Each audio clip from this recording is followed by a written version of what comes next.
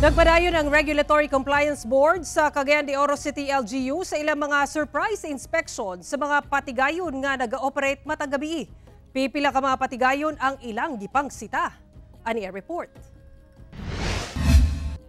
Sorpresang gi-inspeksyon sa mga personahe sa Regulatory Compliance Board kung RCB sa Cagayan de Oro City LGU ang nagkadayang patigayon sa syudad.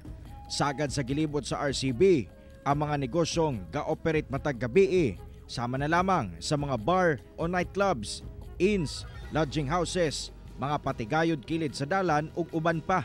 Sa ilang paglibot o sa kini sa ilang mga gipangsuta kung rehistrado ba o misubay ba sa mga polisiya sa syudad. Sama na lang sa pagbawal sa minors sa mga patigayon nga dili angayan sa ilang edad. Sa inspection nga gihimo, walay na isyuhan o OPR. Wala na maka-issue ng OPR so far sa inspection nato. Usasab sa gi-inspeksyon sa RCB ang mga tindahan nga gabaligya og liquefied petroleum gas o LPG.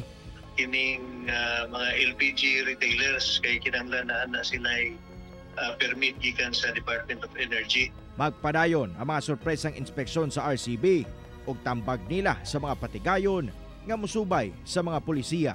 Kauban si Jaybert Pairat sa kamera. Ako, si Cyril Chavez para sa One Mindanao